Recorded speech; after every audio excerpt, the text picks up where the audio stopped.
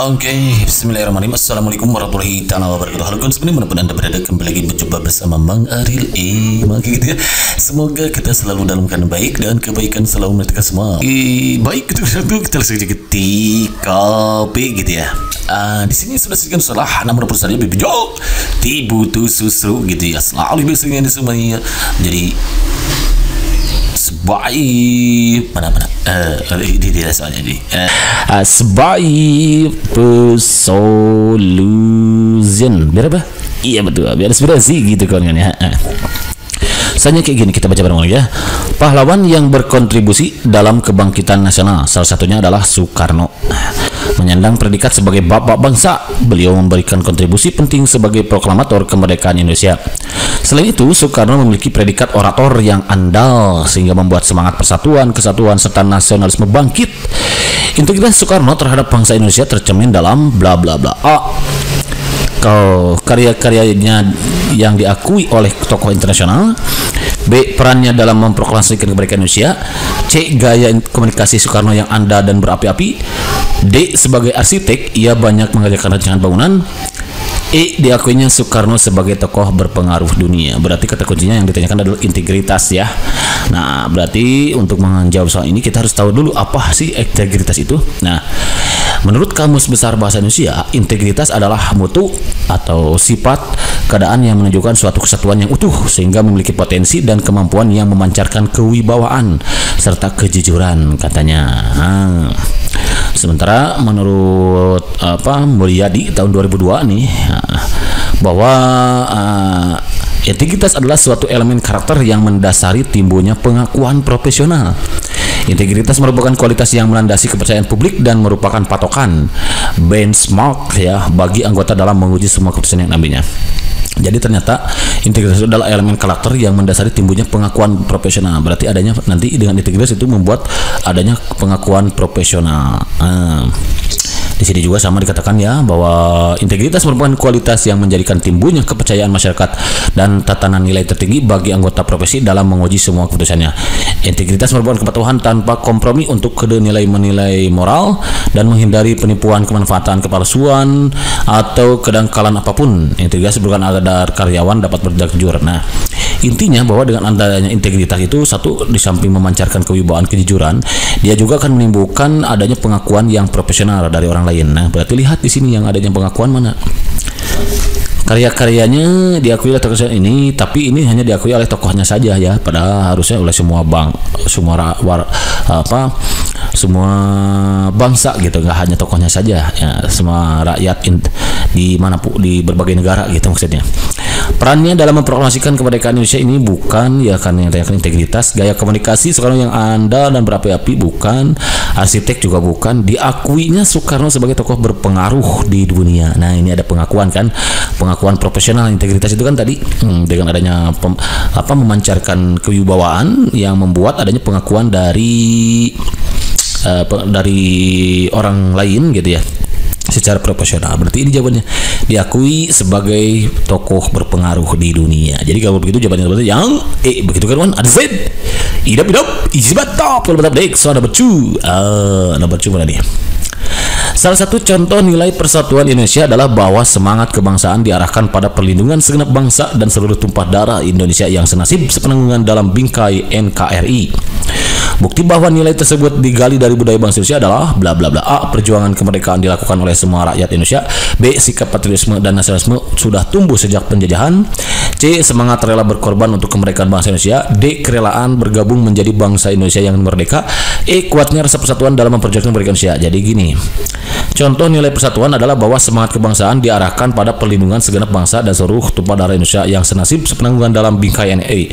Bukti bahwa nilai tersebut digali dari budaya bangsa Indonesia adalah perjuangan kemerdekaan dilakukan oleh semua rakyat Indonesia ini bukan ya, sikap patriotisme dan nasionalisme sudah tumbuh sejak penjajahan. Bukan ya. Nah, karena nasionalisme itu muncul setelah adanya pergerakan nasional itu ya, seperti Budi Utomo kayak gitu. Semangat rela berkorban untuk kemerdekaan bangsa Indonesia, kerelaan ini kan digali dari budaya bangsa Indonesia, budayanya katanya. Kerelaan bergabung menjadi bangsa ini juga bukan ya, ini wrong. Kemungkinan yang kuat itu adalah ini kuatnya rasa persatuan dan memperjuangkan kemerdekaan Indonesia ini dia. Nah, karena ada perasaan senasib dan sepengenungan. Nah, sehingga membuat kuatnya persatuan dan memperjuangkan kemerdekaan Indonesia. Jadi jawaban yang benar untuk yang soal nomor ini adalah yang begitu kan, teman? Alzid, tidak izin top Lepasnya Pulau Sipadan dan Ligitan menjadi sejarah kelam bagi negara kesatuan Republik Indonesia karena adanya intervensi asing. Mahkamah Internasional saat itu memenangkan Malaysia dengan argumen effective occupation, menyatakan bahwa kedua pulau itu banyak dikelola Malaysia daripada Indonesia. Tujukan manakah bukti dari upaya bela negara nih? Upaya bela negara untuk mempertahankan Bhinneka Tunggal Ika katanya. A. Memperketat kegiatan patrol dan operasi militer pada wilayah berbatasan. Ini bisa jadi ya. B. Meminta bantuan negara lain dalam menjaga keamanan wilayah. Wah, ini kita tidak mampu aja. Ini wrong berarti ya. C. Menambah anggaran militer untuk memperkuat persenjataan di wilayah perbatasan. Bisa jadi ini. Berhubungan dengan uang berarti ini ya. D. Menunjukkan eksistensi negara dalam melakukan pengelolaan wilayah berbatasan. E. Membuat gentar negara lain dengan melakukan pengelolaan wilayah. Ini nggak boleh, nggak harus ya, nggak harus membuat gentar. Jadi kemungkinan ini antara A, kemudian C, D. Nah, tapi kita lihat lagi tugas kita dan milih satu di antara tiga nih. Memperketat kegiatan patrol sama menambah anggaran militer ini kurang sebetulnya ya. Ini bisa memungkinkan tapi kurang. Yang kemungkinan itu dan menunjukkan eksistensi adanya kita ya dalam melakukan pengelolaan wilayah daerah. Ini bisa jadi ini D yang paling betul. Kenapa? Karena dengan menunjukkan eksistensi maka beberapa hal akan kita lakukan termasuk menambah anggaran militer dan juga memperketat kegiatan patrol. Nah, ini jadi yang paling tepat itu eksistensi. Yang lainnya kan dicakup oleh sini gitu ya. Jadi jawaban yang benar yang D. Begitu kan? Adzin. Idap, isi mantap. Next. Substansi dan esensi dari pilar kebangsaan dalam memahami keberagaman sesuai dengan amanah Undang-Undang 1945 pasal 18B ayat 2 dengan alasan bla bla bla. A. Negara mengakui bahasa yang berlaku di seluruh wilayah Indonesia. B. Kebijakan untuk melestarikan budaya menjadi kewajiban seluruh rakyat Indonesia. C. Negara mengakui kesatuan hukum adat yang berlaku di seluruh wilayah Indonesia. D. Menghormati keberadaan suku budaya sebagai kesatuan yang berada di negara kesatuan Indonesia.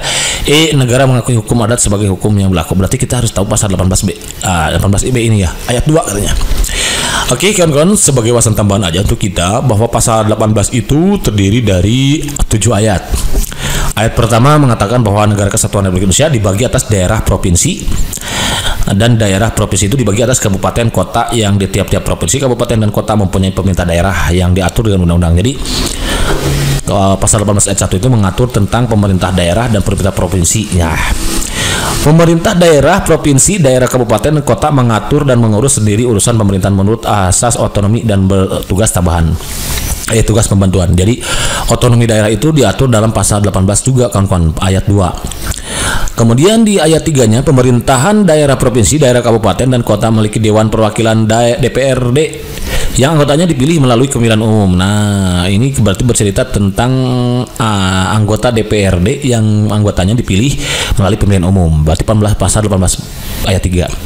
Gubernur, bupati, dan wali kota masing-masing sebagai kepala pemerintah daerah, provinsi, kabupaten, dan kota dipilih secara demokratis. Jadi pemilihan bupati, gubernur, wali kota ini diatur dalam pasal 18 pasal ayat 4 ya.